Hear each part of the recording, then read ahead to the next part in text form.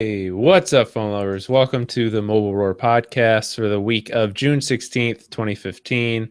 I am Joe Fidowa, and dead silence because everyone is gone. Everyone is gone, but Tony Hannity's is here with me this week. Hey, what's up, Tony? What's up, guys? Glad to be back. It's a pleasure. Thanks for inviting me back, man. Yeah, no problem. I mean, really needed you, I guess. Chris and Ashley are both busy with E3 stuff, so you're saving the Yeah, day. this is a big week for gamers, but it is a week that is left behind me or beyond me because I enjoy games. I enjoy like talking about them in the casual sense, but I really don't have that much of a knowledge base to go head to head with the Frostbite engine versus the Unreal engine versus a Ford 150 engine. Like, I don't know. They work. Well, I got good news for you. This is a podcast about phones, so we don't have to worry about any of that stuff. They know phones. They go beep, beep, beep.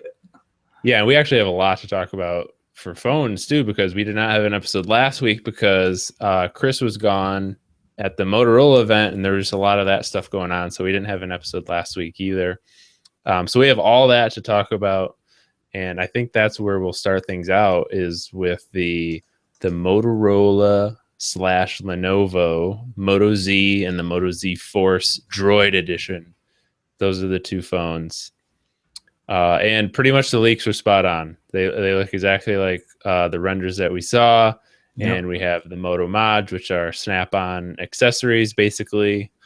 So, yeah, there wasn't too much surprising about the event, really. No, when they because it was actually the in the mobile phone department of the event. It was the second announcement behind the Fab 2 Pro, and when they finally revealed it on stage, they were really touting, especially with the Z Force. They were really touting how rugged it was. That the Z Force had, shatterproof screen and everything. They even had Ashton Kutcher come out on stage and drop it. Gosh. Yeah. He looked so awkward every time he came out. Okay, so if you guys haven't seen the live stream of it, I fully enjoyed being there, being able to meet the developers and engineers behind all the technology. But there were a few things in the press event that fell short, and this was one of them when he said, "Let's invite a special guest." Chirp, chirp, chirp, chirp. Yeah. Okay. And I was like, "Who is it going to be? YY?" Like, "Oh no, it's Ashton." Okay, so, but in any event, I mean, you're right. There wasn't any particular surprise, except for I will one say thing. there was one surprise, and maybe I just cut you off from saying it. But You say we'll say at the same time. No, the Verizon exclusive thing. I wasn't surprised about that. Oh, you weren't? No. See, I'm not for the. Well, before we get into it, I'll just explain. So the Moto Z is going to be on Verizon only for like 3 months, I think, and then it will be you'll be able to get it unlocked. The Moto Z Force, which is the better phone in most regards, will only be on Verizon like forever. You'll never be able to get that unlocked. So yeah. All right, carry on. Arguably, that's what they did with the Droid Razr, right? Yeah. Yeah, so that's, and a lot of people are like, why are they partnering with Verizon? Like, well, Motorola's had a long-standing relationship with Verizon since at least 2009, 2010 with the whole Droid lineup, and this is them trying to rekindle that. And although the Droid Razr, if you remember, it wasn't like the hugely acclaimed device. It was still somewhat of a remembrance back to the Razrs back in early 2000 or mid 2000s or whatever. So this is them trying to do that again. The fact that there is an unlocked version for the Z, the standard one, coming out later, that's good. I'm surprised, though, to your point, that they aren't going to have a Z Force. And I know a lot of the international markets are a little perturbed about that. Yeah. I don't know how much Verizon actually paid to just say, give it to us and only us. So the reason why the Force is better, if you don't know, so they are both look pretty much the same. 5.5-inch display, 2560 by 1440, Snapdragon 820. But then where they get a little bit different is, so the Z has a 13 megapixel camera. Force has a 21. And then in storage, the Z is 32. Or wait, no, that's both. Sorry, they both come in 32 or 64 gigabytes. Yeah. And then the battery is the biggest thing, I think. So the Z is only a 2600 milliamp hour, and the Force is 3500 milliamp hour. Right. So that's a considerable difference there. Yeah. But they both get the Moto Mods. So like obviously, if you had the choice between the two of them, you would take the Force. Yeah, I mean, just spec per spec, the Force is a lot more appealing to just if you're a spec person. But if you're the type of person that really just is looking for the thin device, the benefit of the Moto Mods is you can get these additional mods to extend the battery. And if you know, I was on another podcast and the co-host Florence Ion from Greenbot, she pointed out, you know, like the customization of being able to have a branded Kate Spade or Toomey case or Incipio is huge. I mean, that the fact that they were able to get those deals out almost immediately is most likely going to be in Motorola's, or I guess Lenovo's favor, but it's still going to be in their favor in a niche way. You know, like whenever a case manufacturer says we are going to have exclusive cases for the Galaxy S7, and like it's going to have Swarovski crystals and this and that, it's going to look great. There's like one person that buys it, you know? Yeah, and yeah. so I personally, because I had the Droid Razr Max myself, so if I want to go back to Motorola, so to speak, I would definitely get the Z Force or Force, Z Force. But neither of these phones have something, and I think this is part of your whole wins and failed later, but we'll mention it now. Maybe there's no headphone jack. Yeah, like you said, that it's extremely thin, and so they had to get rid of the headphone jack. Right. And this is going to be a trend. Like this is, I mean, we've talked about the iPhone rumor did not have the headphone jack, so this is definitely going to be a trend, and people are not going to like it. But you also tried out a pair of headphones that were USB Type-C powered, right? I did, yeah. Were they good? They were pretty good. Yeah, said, right? I won't deny that the sound quality is better, but when that situation comes along when you have to charge your phone but you want to listen to music and you can't do both, you're going to be very annoyed. There's your Moto Mods problem solved right there for you.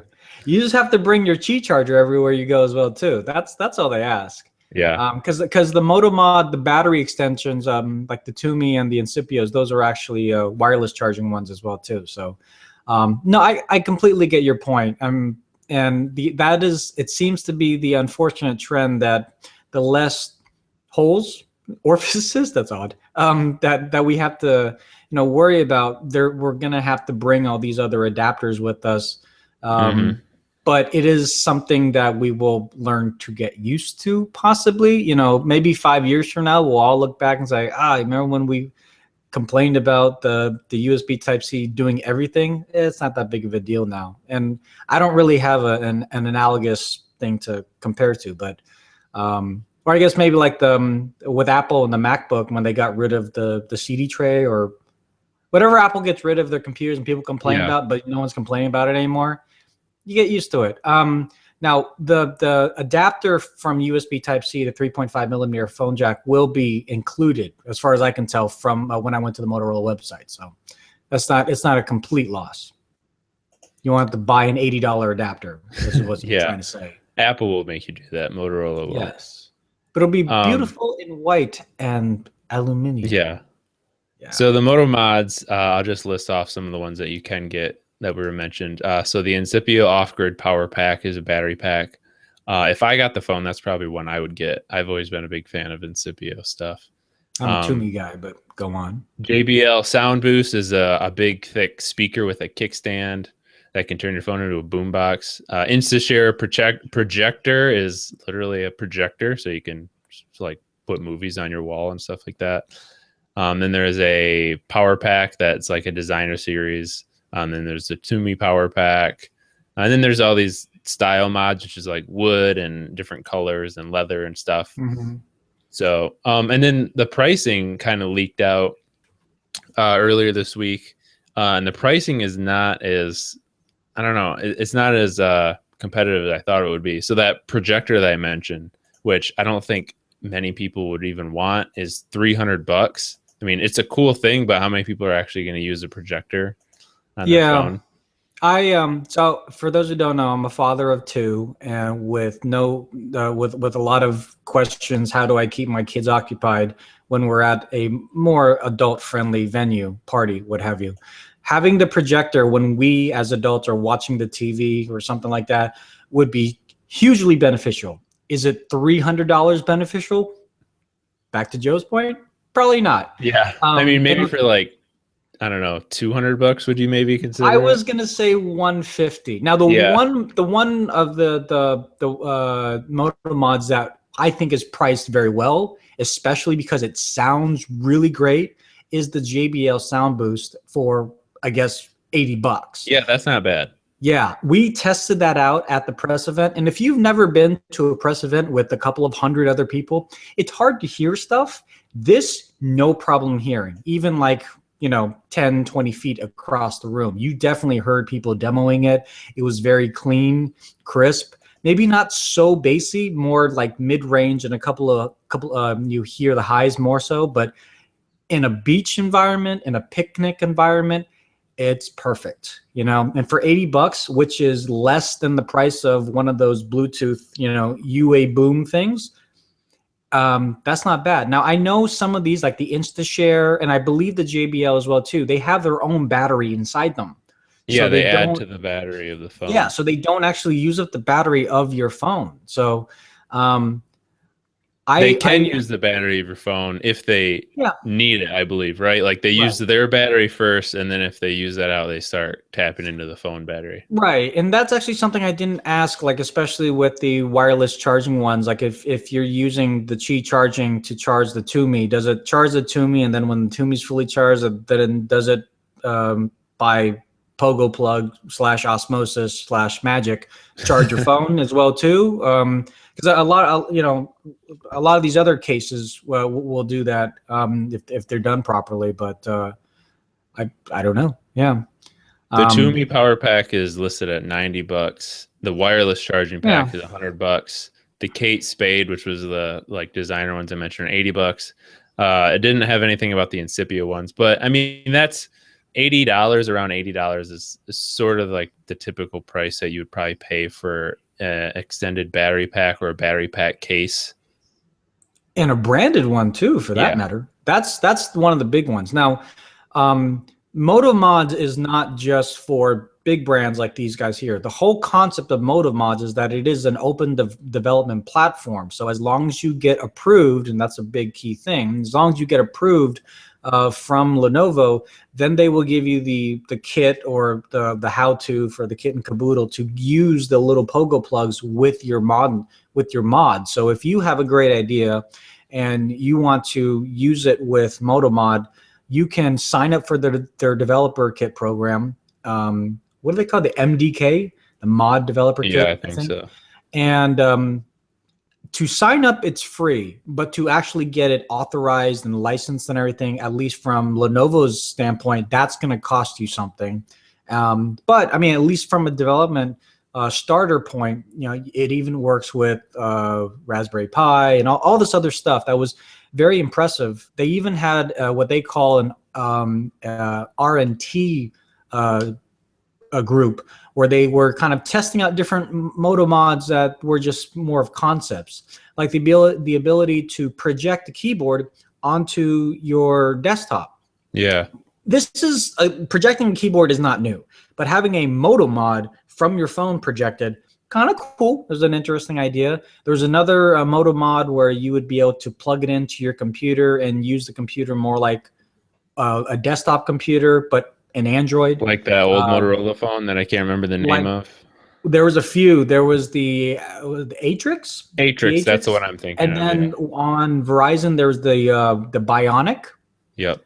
and they I had think the that giant. Atrix was the one that they like started it off with. Atrix started it. Verizon came a year and a half later, finally, with the Bionic after promising and promising that it was finally coming out. It failed miserably. But it did have that giant like laptop netbook computer. You could Yep. put the I remember Bionic seeing in. all the Verizon commercials for that. Yep. Yeah, yeah. Well, looks like, and again, Bionic is Motorola, or was Motorola. So this is them trying to say, hey, it worked for maybe a few people. So let's. This is again, that part's still concept. That's not, at least that's not going to the market anytime soon. But it was a really cool idea, modular development. Whereas we didn't really hear too much of that, as far as I can tell, from LG. No, Like LG. LG I mean, that had was their like stuff. Yeah, LG that. had their stuff, and it was their stuff. Yeah, yeah. That like when they were showing off all this stuff. I mean, I think a lot of people's immediate reaction was LG is a huge fail compared to this because even if no one does make any Moto Mods for Motorola, they already have like almost triple the amount that LG showed off just on their own. LG just was like, hey, here's two, but really only one that people can Yeah, actually buy. And all right, go make some more for us. the one that people wanted to test out here in the States, the DAC, you can't get in the States. It's like not approved by the FCC or something. Yeah. It's like, oh, okay, so thanks for showing us something, but legally we can't even try it out or sell it here. So thanks for nothing. So Both yeah, attempts, I wouldn't say are like, I don't know how to put it. They call it modular, but they're both not really that modular. I mean, in like the technical sense, because Motorola's sure. is just like, okay, you're putting on a case that connects with Poco Pods or whatever and does something. LG's just like slides into the battery. It's not like phone blocks modularity. Right.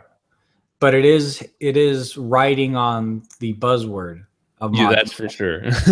And buzzwords do a lot of great things for people that are searching that. Like, ooh, finally a modular phone that I've been looking for. It's like, it's not quite Ara, not quite Project Ara, but it's what I think this is good for, at least in Project Ara's and Phone Block's eyes, is okay.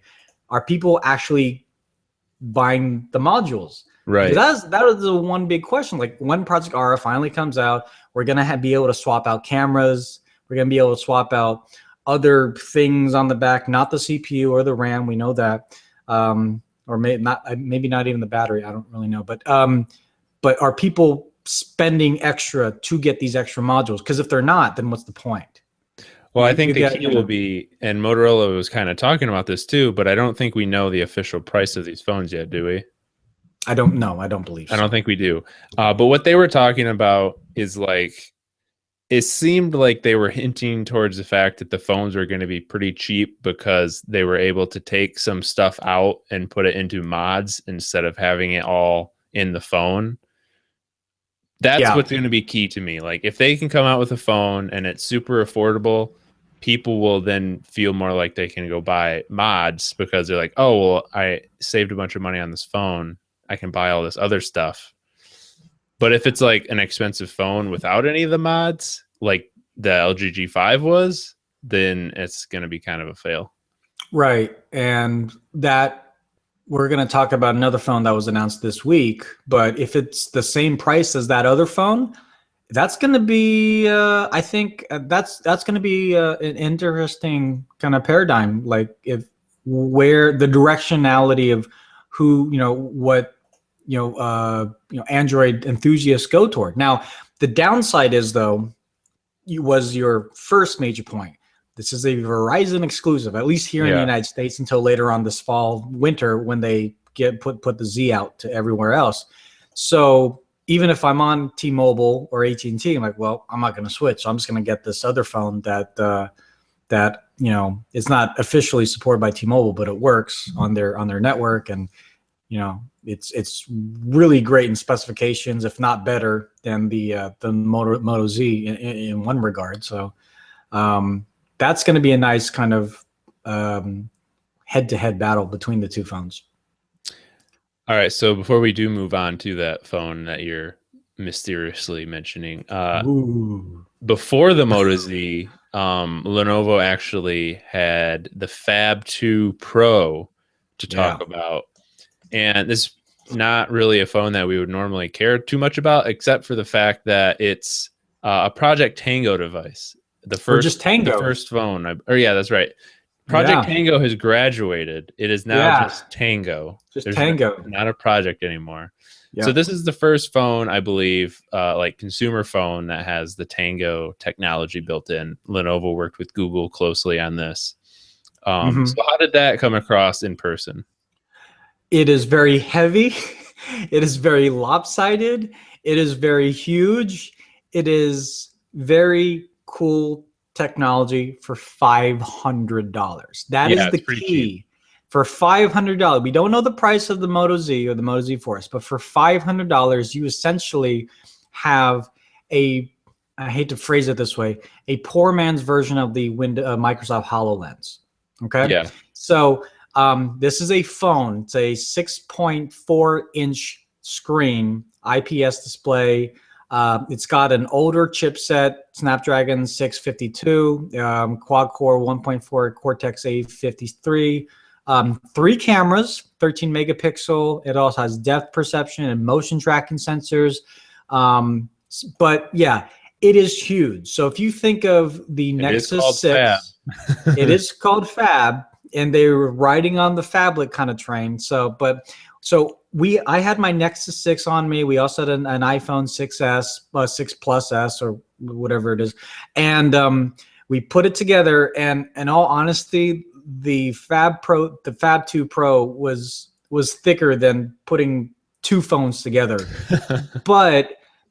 But in a vertical market of what they were demonstrating on stage, if you're an interior decorator, or if you're an architect, or if you're someone that's building fabrication over a motorcycle, or if you just want to have fun with your kids and do dominoes and put a freaking dinosaur in the living room just because you can, for $400, which is arguably the price of an iPad Air, and it has full Android capability. It's got the Google Play Store.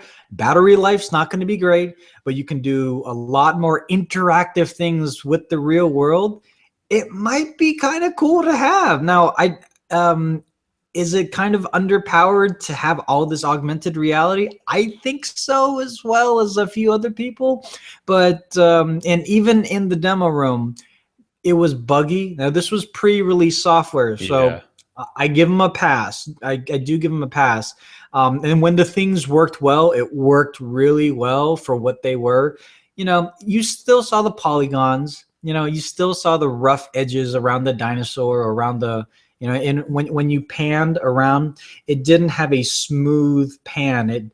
It kind of like jagged as you walked around the table. It's $500, and it has real life, like measuring things. It can recommend, if you're building something, it can recommend, hey, you might need another pillar here, or your building's gonna fall down. And I think that's really cool for those particular use case scenarios. Is your mother-in-law gonna buy it? No, but this isn't for her, and that's why they're selling it in Lowe's. That's why they're selling it directly to businesses. It's got to be the first smartphone there where they're like, it's going to be sold exclusively at Lowe's. It's like, what? That doesn't make sense. Okay. Yeah, but it does in a way, because it does for this phone. Yeah, it does for this phone. When I worked at so full disclosure, when I worked at Verizon Wireless and we sold the Sony PlayStation phone, we were psyched about it. I mean, Joe, you remember that? It was like finally like this phone that could kind of play PlayStation games in a way. Forever. People did, and when people got their wish, people did not buy it. Like, it was like, where'd everybody go? Like, nope, the phone sucks. No one wants it. And in reality, no one in the larger scheme of things want a phone for one specific thing. And when you're working at a mobile phone retailer, you're not going to sell something that only does one really cool thing. You're going to sell a device that does many cool things. And so this Though as an interior decorator, or like I said, architect, or whatever it is, for $500, this could alleviate you having to bring pen and paper, notepads, rulers, sticks, and everything. And if you're someone that is that's hiring an interior decorator or hiring an architect, and they come to your house and they have something like this, you would take them a lot more seriously. It's a business investment, sure, but so is a crap ton of paper and and all this other stuff that they have to deal with. The other thing that I thought was they had the girl from HGTV on stage as well too. So you can definitely imagine just see this technology being used in, I wouldn't call it primetime TV, but on TV. You'll see people like the Property Brothers or House Flippers or whatever. I don't watch those shows, but whatever they call it, them actually using it. Like, imagine your big screen TV coming out of here, and there's a big whale in the corner for some strange reason. Like, yeah, that looks great. I want that. Yeah, I mean that is like I was really in my day job. I deal in software. Go ahead.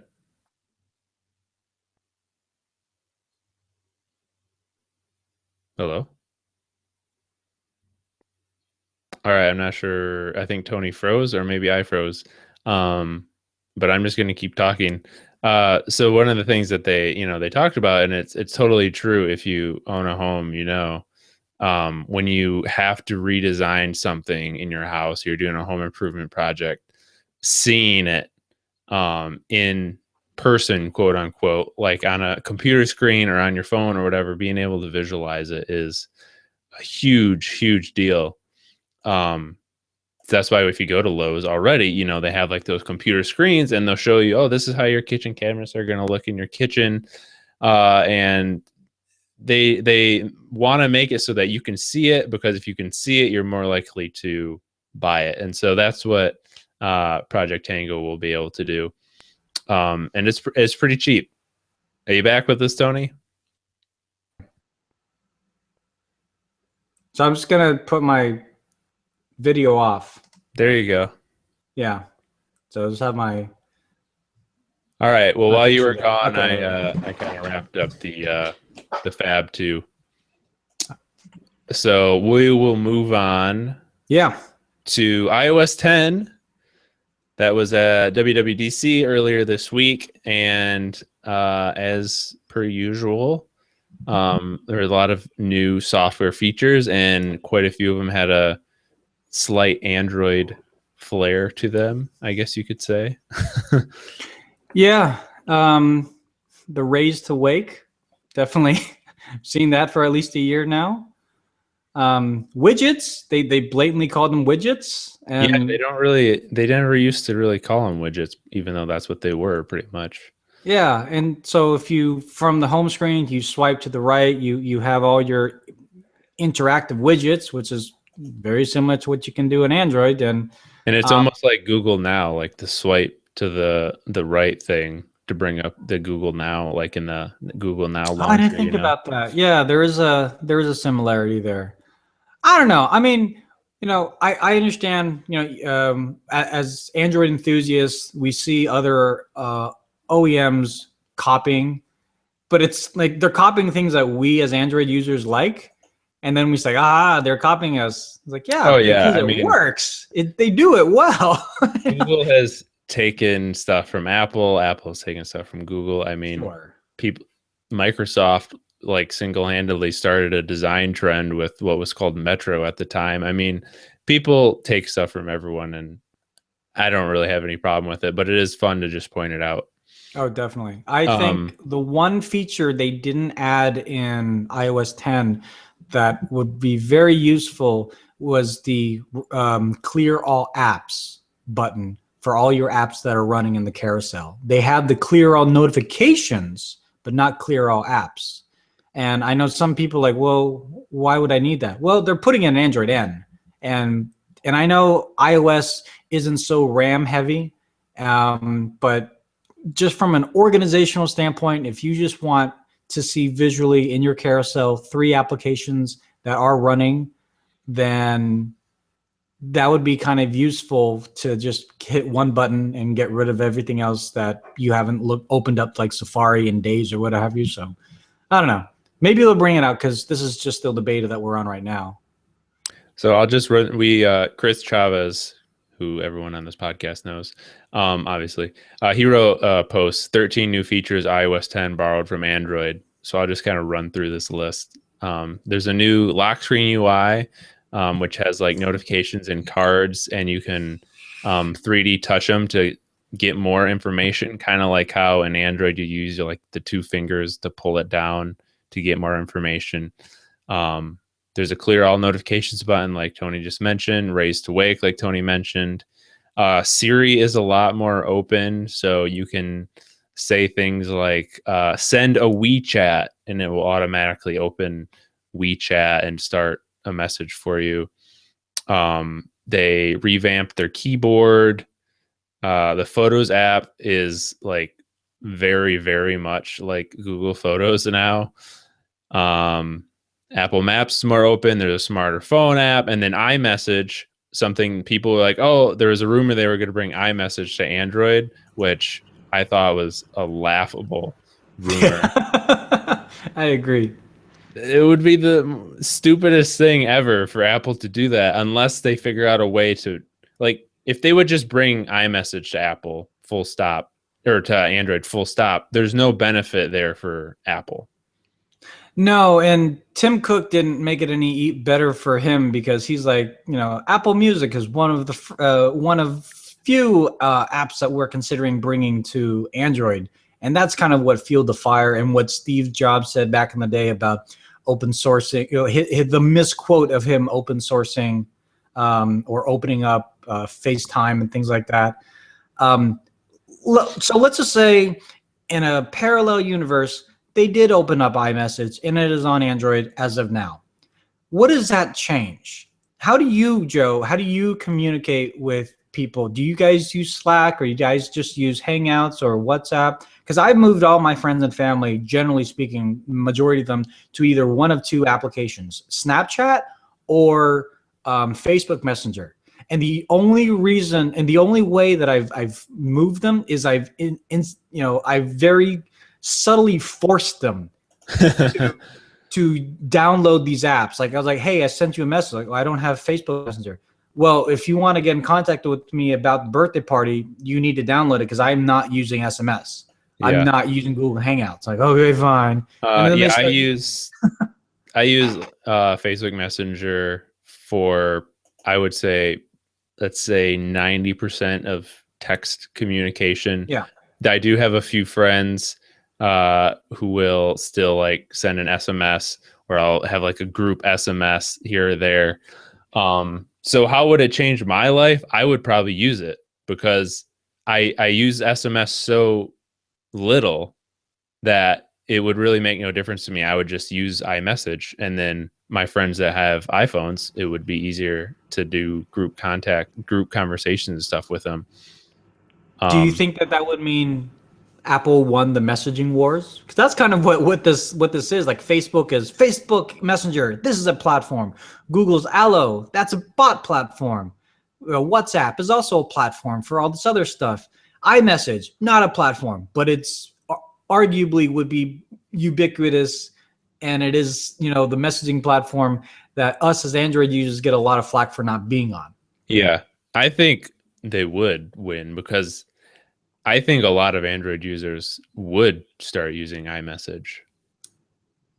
Okay. This is what I saw when this was a rumor, at least. I saw a lot of people saying what I'm saying pretty much is that, yeah, I have friends who use iPhones, and it's always annoying because, there's not great compatibility. Everyone has heard like, oh, you're a green person. Yeah, the green bubble. The green bubble, yeah. Yeah. But my thing is just like, Apple Music makes sense to bring to Android because Apple makes music off that or makes money off of that because you're buying a subscription. Right. They would have to do something similar to iMessage because otherwise there's no benefit for them to just put it on Android. Well, I would say the next step would be, if they were to put iMessage on there, it's like, yeah, you have iMessage on here, but you don't have it on your Windows device. And there's no way we're putting it on Windows. And so then that means you have to get a Mac. It's funny So go because get it. I could actually see them putting it on Windows before Android. That's, I guess, arguably. I mean, they do have a couple of things for Windows, Yeah, QuickTime and and like when whatnot, you watch live events now, you can stream them on Macs or if you use Microsoft Edge browser. which is what I did on Monday. Yeah, that's what I do. But Yeah. like it seems like Apple doesn't it seems like Apple is almost more anti-Google than Microsoft these days. Yeah. Well, Uh whatever the case is, there's no iMessage. So yeah. But use whatever you use.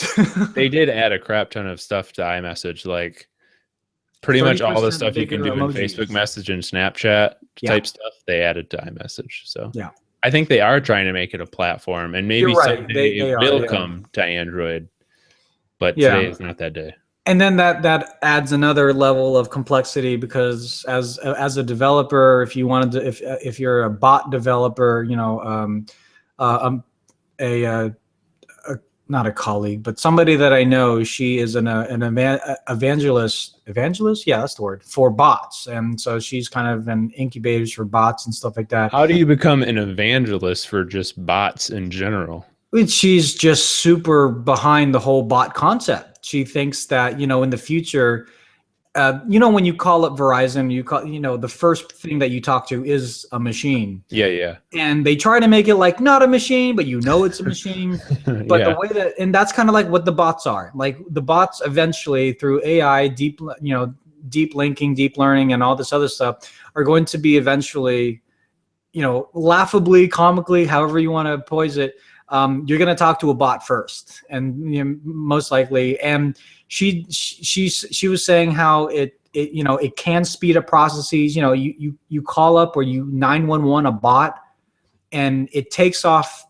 If you tell the bot the problem and everything, that takes away the need to have a lot of people on the 911 call sifting through all the prank calls, right? I mean, not just prank calls, but sifting through like, okay, this goes to cops, this goes to ambulance, this goes to, okay, what was that again? Like having to juggle all that. So she's here in San Francisco with the law developers trying to figure out a really good way to get the bot community together to build. The question is if Facebook and Instagram or not Instagram, but Facebook and Apple and Google now, they all have their bot platforms. Skype has their bot platform. Who do you build for? And is there a code language? I'm sure there is, that is cross-platform iterative, but is it that easy to just make one bot and just publish them everywhere? And that's gonna be like the next phase of this whole messaging application war. I think that where are all the bots? If the usable ones, not the like really crappy that they just send you messages when you don't want it. Facebook Messenger. Yeah. Those bots are just garbage. But the ones that you speak to and actually give you very useful information, like what we saw with Allo, that could be useful. But it'd be also great if we saw that something similar to iMessage, and if they were able to get that same technology into iMessage, then I think that would be really good for developers, so they wouldn't have to choose as they do right now, like where do I put my app, on Android or iOS, or arguably Windows Phone, Windows Mobile 10 or 10 All mobile. right. We got to move on. All right. We've got a few things to get through here. So OnePlus 3 is finally official. I'll run down the specs quick. 5.5-inch display, 1080p though. Snapdragon 820, 16 megapixel camera, count them, 6 gigabytes of RAM, 64 gigabytes storage, 3000 milliamp hour battery, USB Type-C, fingerprint sensor, and all that good stuff. So a few reviews have come out this week, and the consensus, it's weird how all these reviews have the same narrative, but the consensus is that OnePlus has grown up. Yep. And that this is a legit phone now. Yep. No invite system. Yep. And $399. Yep. So you can literally buy one right now if you want. If you want. None of that bull crap anymore. Yeah. So It's got dash charge, which is their version of quick charge. So two things. So you kind of stopped on the 1080p display. It's a 1080p AMOLED display, and it looks really nice. I actually I got my hands on OnePlus 3 on Tuesday, and before Florence Ion told me that it was a 1080p display, because I hadn't actually looked up the specs all day because I was busy doing other things. I thought it was not 2K, not 2160 by 1440, but I didn't think it was 1080. It looked great. I mean, for what it was, it looks great. Now, are you going to use that in VR on 1080p? Maybe for 5 minutes, but for 1080p, 6 gigs of RAM, that amount of battery life, you don't have to worry about how long your battery is, really, because a lot of the time powering a 2K resolution screen is coming from a 3100 milliamp battery, but then by the day's end, you still have to charge it. You don't really have to worry about it. And that's what I always write. Like when I wrote a post about the OnePlus 3 and a comparison post, and I always write a 1080p display. If you don't tell someone, most people aren't even going to notice that it's not 2K. It's perfectly fine. And really the only reason why you realistically need 2K is if you're doing virtual reality like a ton. Yeah. But for most people, 1080p, like if anyone looks at this phone and they're like, oh, 1080p, and they don't get it because of that, I think that's pretty foolish.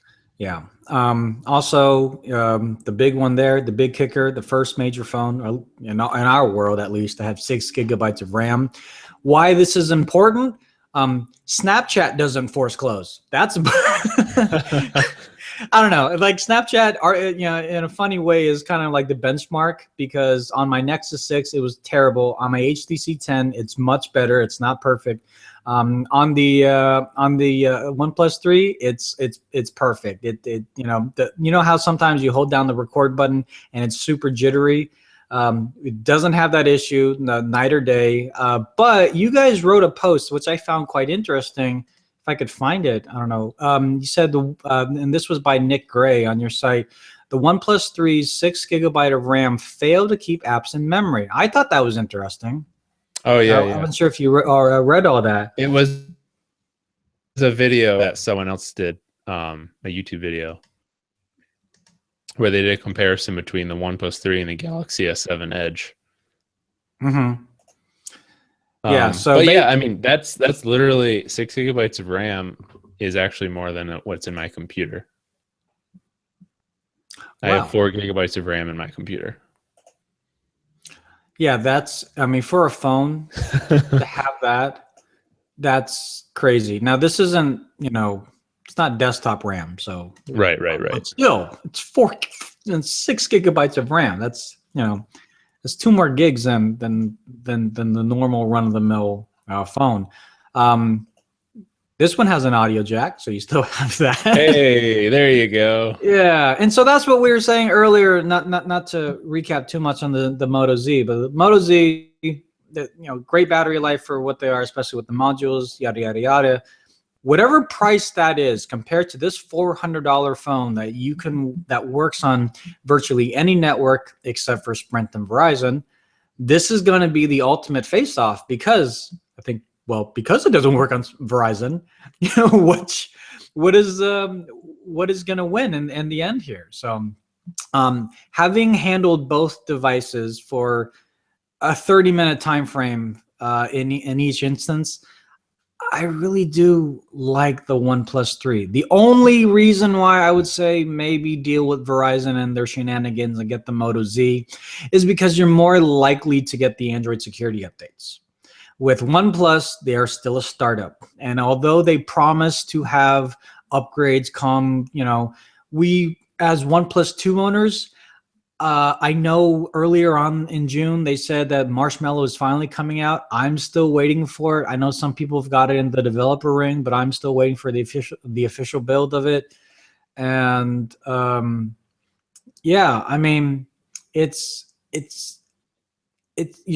if you're okay with that, then fine. But I think the security updates are more important than anything. And OnePlus hasn't said a peep about if they promise to send out security updates properly. All right. So a few quicker things to get to here. Android N Developer Preview 4 is rolling out. If you have a Nexus device, you should be able to get it. There's not really any major things in there except stability improvements. So if you're running that on a daily phone, you're definitely going to want to do that. Pokemon Go is going to be available in July. We've talked about that on the podcast before, so that's pretty exciting. AT&T finally is bringing Wi-Fi calling to Android, and for some reason they're starting on the G4, which is like a 2-year-old phone. And then last but not least, Project Fi is going to include US Cellular, which is a relatively popular carrier in the US. Yeah, I mean, they're in 23 states, Mhm. and for at no additional cost to give you more coverage in those areas, especially if you travel, more power to Google Project Fi. I think that's great. I still have not used Project Fi myself though, because I live here in the Bay Area, so I'm gonna get T-Mobile with no problem. And so it's like, well, if it's gonna be T-Mobile, I'm not, And for the price with a family of 6 phones, I'm not gonna go Project Fi right now. Sorry. All right. So on our last episode, I mentioned starting a new segment in the podcast called Throwback Thursday, since we record these on Thursdays. And so I thought we would start things off, and we actually kind of talked about this a little bit earlier. Task killers. Yeah. So I don't know, Tony, what was the first Android phone you used? It was the Motorola Droid. Okay. And that was back in 2009. Yeah. So we're right on the same playing field, because my first one was the HTC Droid Aris, which is those phones were out. They came out at the same time. Yep. I did not like the Aris only because it had a mini USB, not a micro USB. I was like, oh, come on, HTC. But That's anyways, funny. I never even thought about that. yeah. Okay, so did you use a task killer on your OG Droid? So as a representative of Verizon Wireless, as I sold in corporate locations, the first thing I would do was set up their Google account and download ATK by Rechild. That was the thing. That was like, hey, so this phone is awesome, but just like a computer, things can run in the background. So I'm going to show you a really cool way to kill those processes in the background. And we created a widget on their home screen, so they didn't have to open up anything. You just tap the widget, and it, little pop-up bubble would pop up and said, ATK kills X amount of processes in the background. Like, great, look at that. Now your battery's going to last longer, and customers loved it. And then customers would come back and say, hey, I downloaded this other task killer that had like 2 stars, but it was free, but my phone is kind of iffy. And we found out that task killer had like malware in it, things like that. And so we were, at least at our location, we were very big on using Rechild, and then a year goes by and Android gets better, much better, arguably, to the point where task killers were no longer a thing. Right. So when I open up the Play Store, bytes of RAM in phones, you don't have to worry about that at all. If you go into the Play Store and you go to my apps page on the website, or on the desktop version, for some reason it like shows all your old apps first.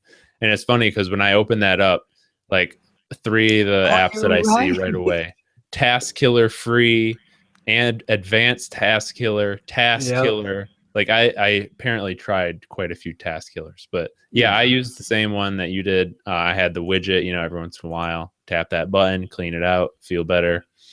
But yeah, completely unnecessary after a while. And I seem to remember Chris, before he was writing for any Android sites, doing a video, or maybe this was for Fandroid. He did a video about why you don't need a task killer.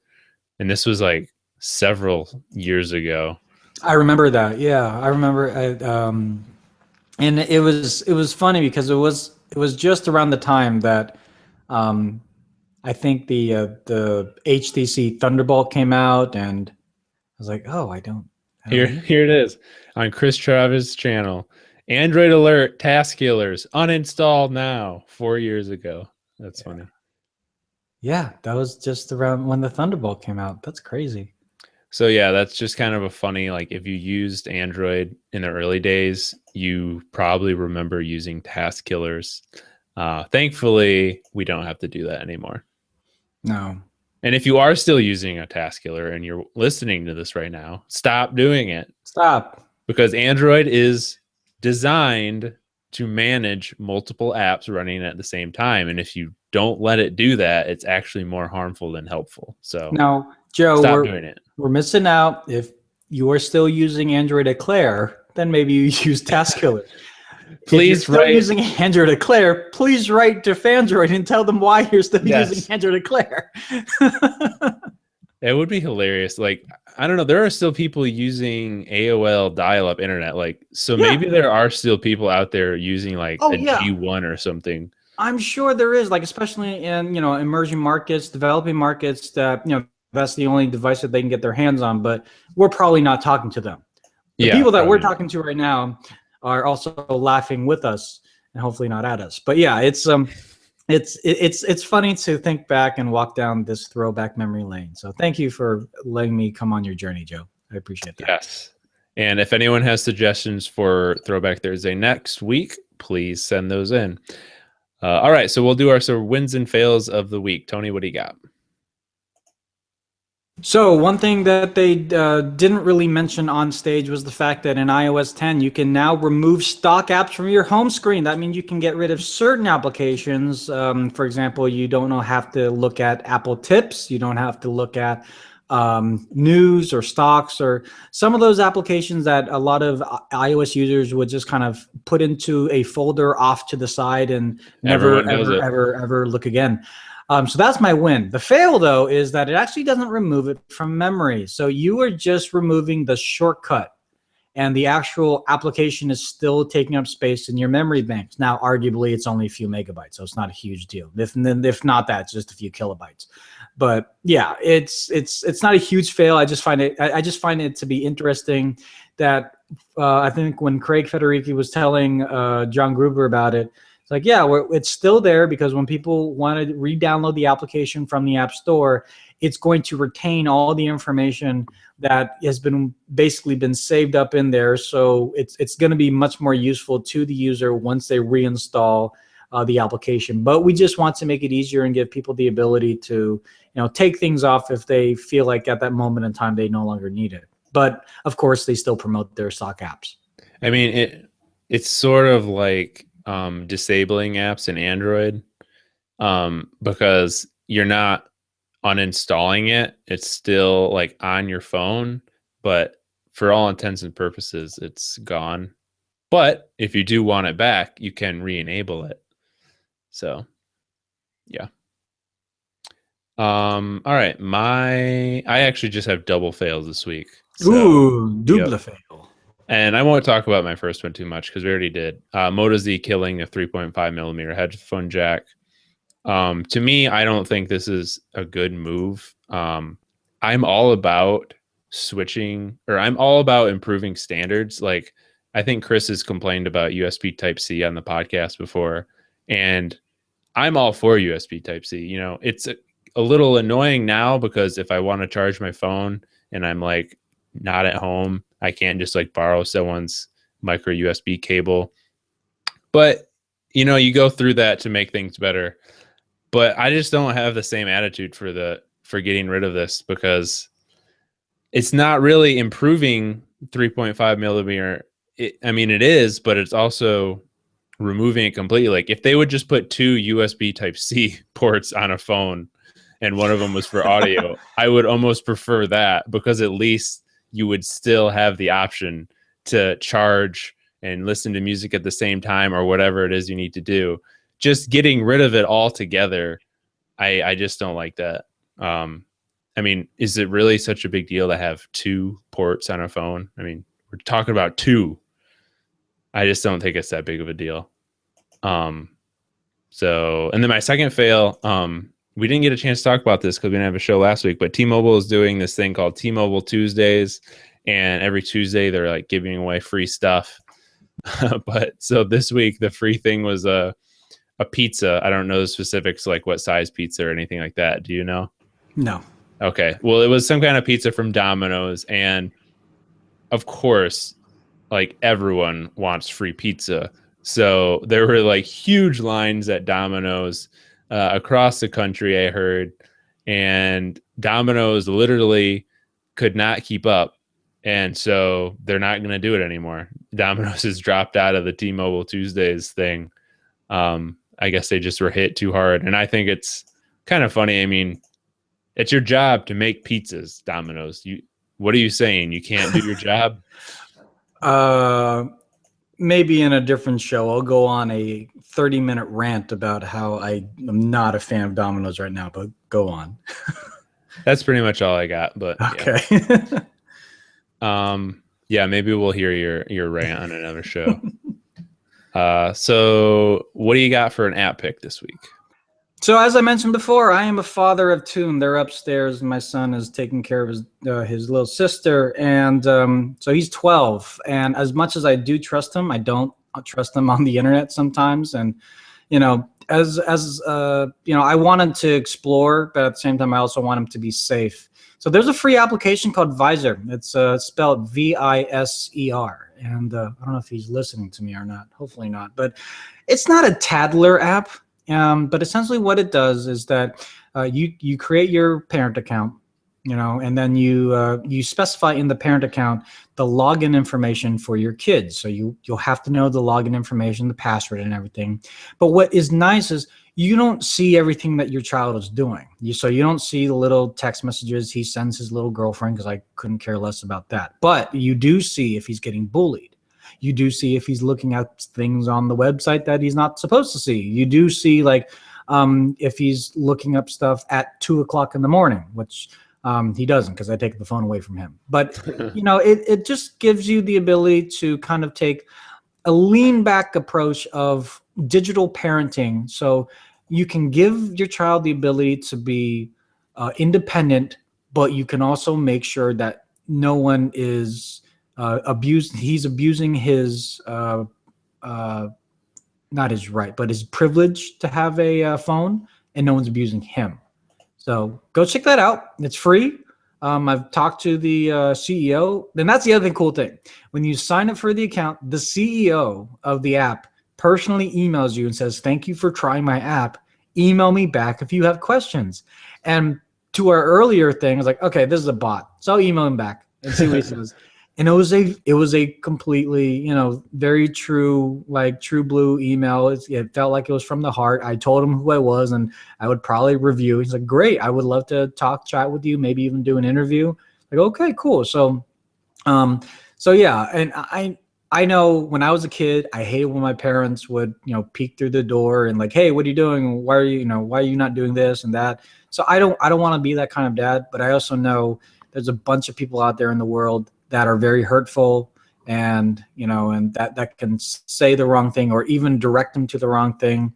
Advertising these days are very tricky to say, hey, if you need to type in your password here to make things work, and then whoever's got your password now. So this is just me as a parent, just making sure everything goes according to what I want him to be able to do, and for him to be a normal 12-year-old without having the scrutiny and the problems that some of us else have had with trolls and whatnot.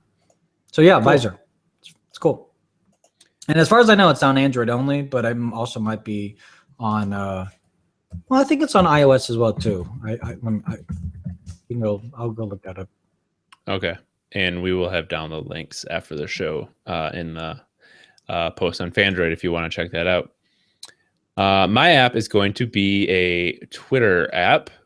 I've mentioned many times on this podcast how I have kind of just given up on third-party Twitter apps, not because of the third-party Twitter apps, but because of Twitter handcuffing developers with their API, and I just kind of gave up and started using the official Twitter app. But then the developer of Weather Timeline, which is an app that I really like, an app that I purchased, which is not something that I do a lot, purchasing apps. They released a Twitter app called Flamingo, and so I thought I would try it out. It was 99 cents, bought it immediately. It's in beta right now. I did a post on Fandroid about it. And I have to say that it is one of the best, if not the best, third-party Twitter apps that I've ever used. And so far, I haven't run into anything that has made me feel like I'm getting a lesser experience because I'm not using the official Twitter app. It's very customizable. It has different themes. It has a night mode, which is something that I definitely like. It's material design, all that good stuff that you would expect. If you've ever used Weather Timeline or seen Weather Timeline, you know that this developer, his name is Sam Rustin. He has really good design. Everything he makes looks nice. So if you're looking for a third-party Twitter app, Flamingo has pretty much everything you could ever want. I mean, multiple accounts, customizable tabs. It has everything. It's Joe, really nice. the big question on everyone's mind is this: can you retweet yourself?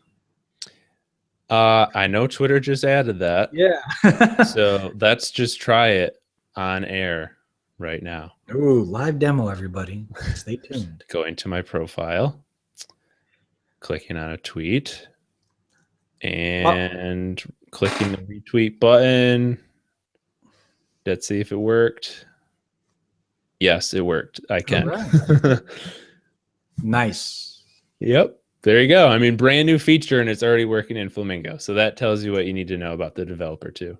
Now, does he have any tokens left, or has everyone else downloaded Flamingo? Because I know you are the third person I've talked to that said you should use Flamingo. So. Yeah.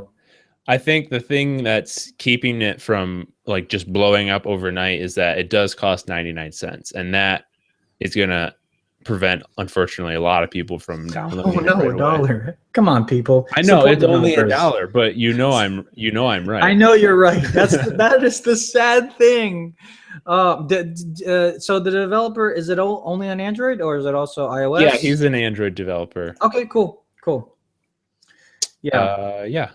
If you guys, really, if you want $1, just do Google Opinion Rewards. Seriously. Right. I feel like most people probably have $1 laying around in that.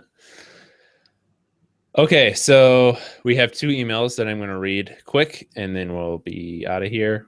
This is from Jason Broad. He said, "Hi, I was listening to you discuss the pros and cons of the new Google Family accounts a couple of weeks ago. One of the big cons being that developers can opt out. The thing is, there has been a way to effectively have a family account for years, but I have never heard anyone mention it, so I thought I would share. Given that there's no practical limit on the number of Android accounts that you can have on a single device, nor on a number of devices you can put on an Android account, and so created a family account. All of my family have their own Google accounts, but each of them also has the family account on their phones and tablets, probably around 8 devices at any one time. All apps, games, movies, and music are bought on the family account, so everyone has access. Only my wife and I have the password, so there are no unauthorized purchases. I have been using this system for about 6 years now with no obvious downsides, unless you count the ability to locate any of the devices from any other at one time using Device Manager." So basically what he's saying is you sign up with your personal Google account, and then you add a second Google account, which is shared by the family. Which, I mean, yeah, that's a great idea. That's a great life hack right there. It is.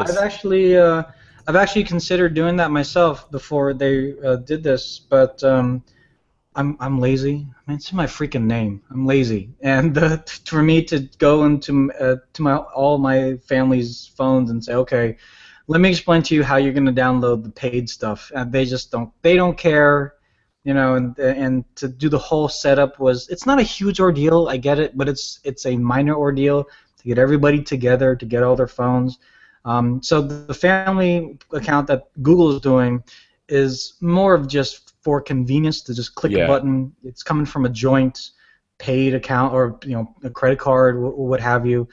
But what this listener, viewer has explained is a really good way to kind of circumvent all that. You just have to do it, and once it's done, it's done. You don't have to worry about it. And I think one of the biggest things that he pointed out is the fact that he's got the password, and so You don't have to worry about like, hey, why is the first whole season of Game of Thrones on your phone? Like, I don't know. I downloaded it for free. It's actually a great way to, I mean, just to prevent your kids from buying stuff. Yeah, it is. I mean, it's another great way to use that as an incentive. It's like, hey, look, if you want the password, you want to download Minecraft or Five Nights at Freddy, you got to do your homework, and then I'll give you the password, or I'll type it in for you at least, or use my fingerprint, whatever it is. I'll do it. Just do your homework. All right, our second email, I won't read the whole thing because it's kind of funny. It's from Daquan Johnson, and Chris was talking about how he thought Snapchat was confusing, and so Daquan basically laid out a full like tutorial on Wait, so how Chris to has a 6,000 word thing or whatever it is, and then Daquan said, "Well, here's my report." yeah, and his is Oh, okay. like 2 paragraphs probably in total. Yeah, so he just said that Snapchat is an all-in-one social media app, mainly for teams to be cyber thoughts and send inappropriate pics and vids. You can also keep up with your family favorite celebrities' daily story. And then he just lists all these things for Chris, which I thought was pretty funny. But yeah, Chris has this like, I don't know if it's ever even going to get published at this point because he's been working on it for so long. Last updated May 13th. So there you go. I want to contact Snapchat, let them know that Chris is doing this, and say, okay, tomorrow release all the things and like release all these updates. Like, God dang it! Yeah, right after Chris publishes it. I just finished all of it. Now I have to add or remove all these things. Yeah. That would be really funny, actually. I think I know someone who works in the same building, so I'll see what I can do.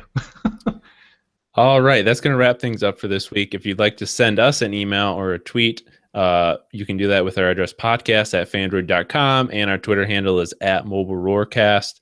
Tony, why don't you tell people where they can follow you on social media and stuff? Sure. So you can follow me directly, Lazy Tech Tony, on Twitter. You can follow the group at Lazy Tech TV on Twitter. Lazy Tech TV is the main kind of source for all things lazy and technology related on Facebook, Instagram, Twitter.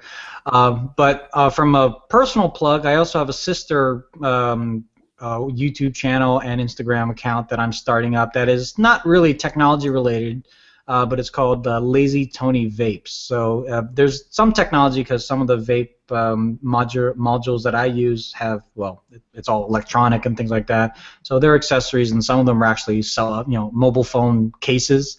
So so I'm starting that. If you want to go ahead and support and follow that. But yeah. The main one, lazytech.tv, that website's going to be up and running by mid-July with a bunch of cool things. I'm very, very excited about that, and happy to announce that here on the Mobile World Podcast. Thank you. And then you can subscribe to the podcast. We are on Google Play, TuneIn Radio, Stitcher Radio, iTunes, and whatever podcast app you use, pretty much. I am at Tall Schmo on Twitter, and Chris and Ashley, when they're around, they are at GamerCore and Overlord Roar. And we will hopefully be at full strength again next week. So we'll see everybody later. Bye. Bye-bye.